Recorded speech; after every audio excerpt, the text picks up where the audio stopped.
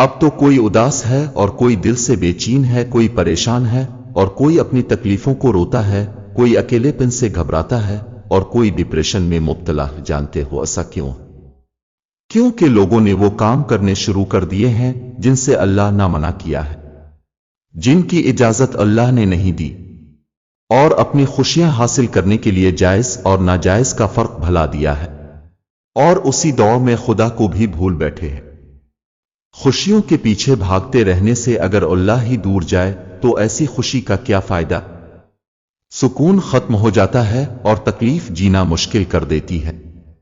انسان تنہا ہو جاتا ہے کیونکہ اللہ جو روٹھ جاتا ہے، اور پھر سب اپنی قسمت کو الزام دینے لگتے ہیں، اللہ سے شکو کرنے لگتے ہیں۔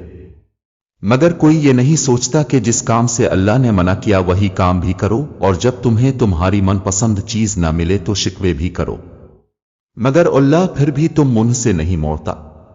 وہ کبھی بھی تمہیں اکیلا نہیں چھوڑتا، ہاں لیکن خفا ضرور ہو جاتا ہے، مگر اس کی یہ ناراضگی صرف تمہارے ایک آنسو سے دور ہو جاتی ہے۔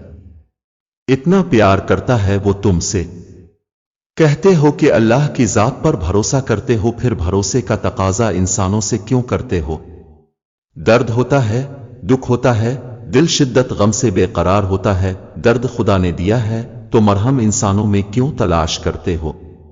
دیر سے ہی صحیح مگر جو کام اللہ کرتا ہے وہ بہترین ہوتا ہے۔ معجزے کے انتظار میں کن کے لیے اتنے بے صبری کیوں ہوتے ہو؟